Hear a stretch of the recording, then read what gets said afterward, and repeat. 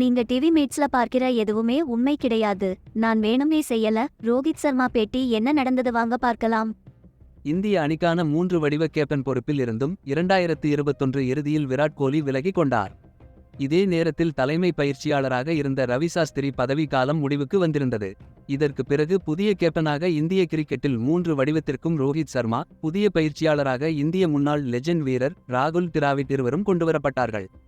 இதற்கு முன்பாக புதிய வீரர்கள், புதிய பரிசோதனை முயற்சிகள் என்று எதுவும் இல்லாமல் சென்று கொண்டிருந்த இந்திய கிரிக்கெட்டில் அதற்கு பிறகு மிக அதிகமான பரிசோதனை முயற்சிகள் செய்யப்பட்டது.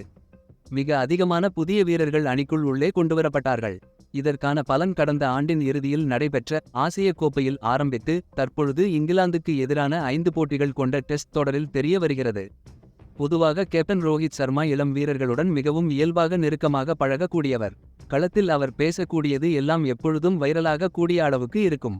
இதுகுறித்து ரோஹித் சர்மா இன்று மனம் திறந்து பேசியிருக்கிறார். இது சம்பந்தமாக அவர் பேசும் பொழுது, நான் ஆப்கானிஸ்தானுக்கு எதிரான 3 போட்டிகள் கொண்ட T20 தொடரின் முதல் 2 போட்டிகளில் ரன் இல்லாமல் ஆட்டம் இழந்திருந்தேன்.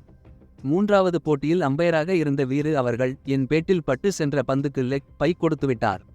நீங்கள் தொடர்ந்து 2 போட்டிகளில் ரன் இல்லாமல் ஆட்டம் இழந்திருக்கும் பொழுது அடுத்த போட்டியில் முதல் ரன் அடிப்பது மிகவும் முக்கியமானது.